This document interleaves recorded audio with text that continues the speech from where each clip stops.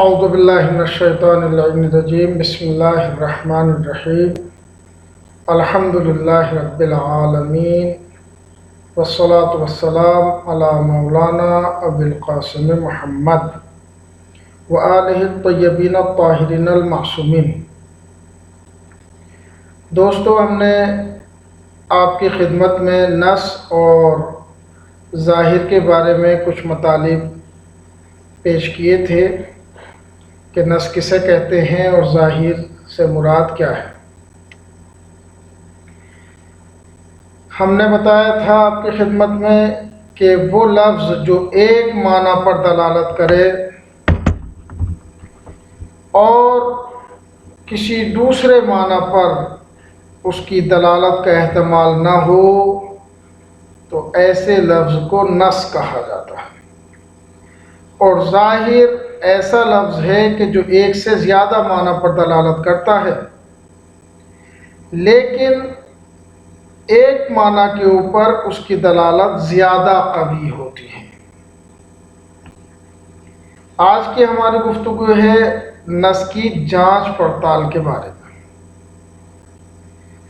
وَدِرَاسَةُ النَّصِّ بِطَبِيعَتِهَا لَا تَتَطَلَّبُ أَكْثَرَ من التأكد من أن اللفظ نص في معناه۔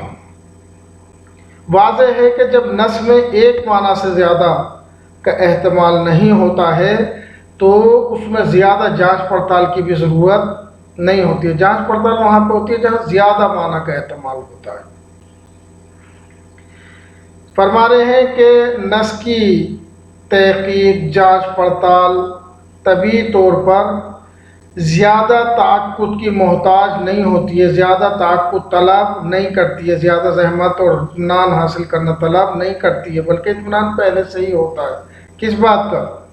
اس بات کا کہ لفظ نص ہے اپنے معنی میں، وَلَيْسَ هُوَ مِن نوع الظاہر، اور یہ بھی ہمیں یقین کرنا رہتا ہے اور یہی بلکہ ثابت کرنا رہتا ہے کہ یہ ظاہر کے نوع میں سے نہیں ہے بلکہ نص ہے۔ وَذَلِكَ لِأَنَّ هَذَا النَّوْعَ مِنَ التَّأَكُّدِ، کیونکہ اس طرح اس قسم کا تعقد ينتہی عادتاً معمولاً ہمیں پہنچاتا ہے إِلَى الْقَطْعِ بِإِرَادَةِ الْمَعْنَى، اس بات کے یقین کی طرف کہ وہی معنی مراد ہیں کہ جو ہم سمجھے ہیں متکلم کی۔ اگر ہم شریعت کے دائرے میں آئیں تو کہا جائے کہ حدیث یا آیت کے وہی معنی ارادہ کیے ہیں پروردگار نے یا رسول اکرم معصومین علیہ السلام نے کہ جو ہم سمجھے، کیونکہ ایک سے زیادہ معنی کا احتمال ہے ہی نہیں۔ اگر اس سے الگ معنی مراد ہوتے تو ضرور کلام میں ذکر ہوتا، اور یہی معنی جب سمجھ میں آ رہے اور اس کے علاوہ کسی اور معنی کا احتمال ہے ہی نہیں تو بس ہمیں یقین ہو جائے گا کہ یہی معنی مراد متکلم ہے، مراد شارع ہے، کہ الذی دل علیہ اللفظ، وہی معنی جن کے اوپر لفظ دلالت کر رہا ہے۔ والقطع حجت بالبداہہ، اور قطع حجت ہے بدیہی طور پہ، جیسا کہ ہم نے پہلے بھی آپ کے سامنے پیش کیا، کیونکہ قطع ایک ایسی چیز ہے کہ جس کی حجیت کو کوئی باطل نہیں کر سکتا۔ اگر قطع کی حجیت ختم ہو جائے گی تو پھر کسی بھی چیز کے اوپر اگر قطع بھی حاصل ہو جائے تب بھی وہ ہمارے لیے حجت نہیں ہوگی۔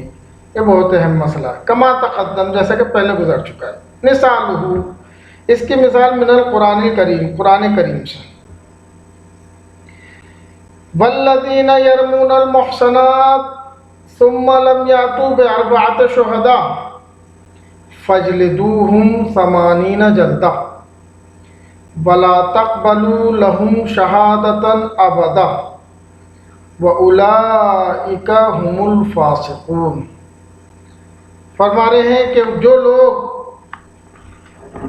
تہمت لگاتے ہیں محصنات پاک دامنوں کے اوپر اور 4 گواہ نہیں لے کے آتے ہیں اپنی بات ثابت کرنے کے لیے، فَجْلِدُوهُمْ 80 جلدہ، تو انہیں 80 کوڑے لگائے جائیں گے۔ وَلَا تَقْبَلُوا، اور قبول نہ کرو، لَهُمْ ان سے، کیا؟ شہادتاً، گواہی کو، ابداً، کبھی بھی، کبھی بھی ان کی گواہی کو قبول نہیں کیا. پھر اگر دوسرے مسائل میں وہ گواہی دینا چاہیں گے تو ان کی گواہی قبول نہیں کی جائے گی. وہ اولئک هم الفاسقون، یہی لوگ ہیں جو فاسق ہیں. تو اس آیے کریمہ میں کلمہ ابد آیا ہے، وَلَا تَقْبَلُوا لَهُمْ شَهَادَةً أَبَدًا، یعنی معاف کیجیے گا، ابداً سے مراد کیا ہو سکتی ہے؟ کبھی بھی. کبھی بھی یعنی کبھی بھی، کبھی بھی سے استدادہ کا احتمال تو ہے ہی نہیں. تو اس کا مطلب یہ ہے کہ یہ ابداً جو ہے یہاں پر نص ہے اس چیز میں کہ ہمیشہ ہمیشہ ان کی شہادت غیر قابل قبول ہے، ہمیشہ کے لیے. ففی هذه الآیت الکریمہ، اس آیہ کریمہ میں یستفاد من کلمۃ ابدا، استفادہ کیا جاتا ہے کلمہ ابدا سے. کس چیز کا؟ حرمت قبول شہادت الذین، ان لوگوں کی گواہی کو قبول کرنا حرام ہے کہ الذین یرمون المحصنات ثم لم یاتوا باربعۃ شہداء، جو لوگ تہمتیں لگاتے ہیں محصنات کے اوپر اور 4 گواہ نہیں لے کر آتے.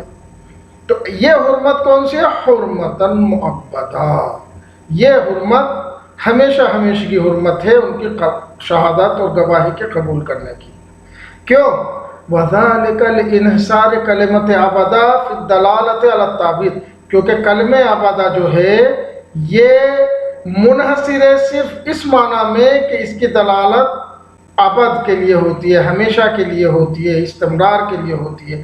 تو جب ایسا ہے تو پھر اس میں کوئی شک کی گنجائش نہیں رہے گی اور ہمیں یقین ہو جائے گا کہ ہمیشہ ہمیشہ ہی ان لوگوں کی شہادت غیر قابل قبول ہے. وَذَلِكَ لِإِنْحِصَارِ كَلِمَةِ أَبَدًا فِي الدَّلَالَةِ عَلَى التَّعْبِيد وَالِاسْتِمْرَارِ، کیونکہ کلمہ ابدا کی دلالت ابد کے لیے ہے، تعبید کے لیے ہے، ہمیشہ کے لیے ہے، والاستمرار، اور جاری رہے گی یہ چیز، ان کی شہادت کا غیر قابل قبول ہونا جاری رہے گا. کیوں؟ لِأَنَّهَا نَصٌ، کہہ رہے ہیں یہ نص ہے، فی معنی التعبید، معنی تعبید میں، کیونکہ اس کے علاوہ اور کوئی معنی اس کے نکل کے نہیں آتا، ابدا سے اور کوئی معنی نہیں نکل کے آ رہے. تو یہ نص ہے. اس کے ہم نے نص کی کیا تعریف کی تھی کہ جس کے اندر ایک سے زیادہ معنی کا احتمال نہیں ہوتا ہے، صرف ایک ہی معنی اس میں پائے جاتے ہیں. تو لہذا ابدا میں بھی صرف ایک معنی پائے جا رہے ہیں، وہ استمرار اور تعبید کے ہیں، یعنی ہمیشہ ہمیشہ کے لیے. تو نص کی مثال ہم نے قرآن کریم سے دی. حدیث سے والمحرم اذا تزوج وهو يعلم انه حرام لم تحل له ابدا، کہہ رہے محرم یعنی جو حالت احرام میں، اذا تزوج اگر اس نے ازدواج کیا، شادی کی، وهو يعلم اور وہ جانتا ہے کہ انه حرام، کہ اس حالت میں یعنی حالت احرام میں ازدواج کرنا حرام ہے، لم تحل له ابدا، تو یہ عورت یا یہ ازدواج اس کے لیے کبھی بھی حلال نہیں ہو سکتا، ہمیشہ ہمیشہ کے لیے حرام ہوتا ہے.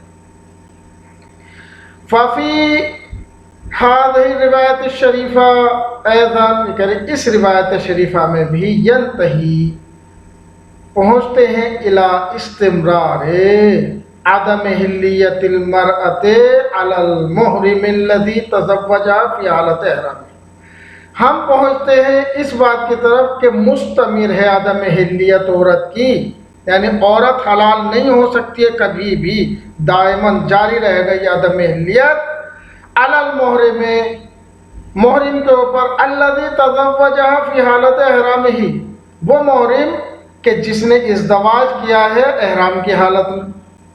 تو اگر کسی نے حالت احرام میں ازدواج کیا ہے اور وہ یہ جانتا ہے کہ حالت احرام میں ازدواج کرنا حرام ہے، تو اب اس کے لیے یہ عورت اور یہ ازدواج ہمیشہ ہمیشہ کے لیے حرام ہو جائے گا. وَهُوَ يَعْلَمُ أَنَّ الزِّوَاجَ حالت الاحرام حرام علیہ، وہ جانتا تھا کہ ازدواج حالت احرام میں حرام ہے اس کے اوپر. کیوں یہ حرام ہو جائے گا ہمیشہ ہمیشہ کے لیے؟ وَذَلِكَ لِأَنَّ كَلِمَةَ أَبَدًا نَصٌ فِي الْإِسْتِمْرَارِ وَالتَّعْبِيد، اس لیے کہ اس کے اندر بھی جو کلمہ ابدا آیا ہے یہ نص ہے استمرار اور تعبید میں، یعنی ہمیشہ ہمیشہ کے لیے یہ معنی دیتا ہے. ایسا نہیں ہے کہ مثلا بعض کچھ ٹائم کے لیے، نہیں، تعبید سے مراد تعبید یعنی ہمیشہ ہمیشہ، کما تقدم جیسا کہ پہلے گزر چکا ہے۔ السلام علیکم ورحمۃ اللہ وبرکاتہ۔ اگر سوالات ہوں تو آپ حضرات کمنٹ باکس میں اپنے سوالات بھیج سکتے ہیں، اور میرا نمبر بھی وہاں پہ اگر آپ کمنٹ کریں گے تو آپ کو دے دیا جائے گا، تاکہ اگر کوئی سوالات ہوں آپ کی خدمت میں ان کے جوابات پیش کرنے کی کوشش کی جا سکے۔ السلام علیکم ورحمۃ اللہ وبرکاتہ۔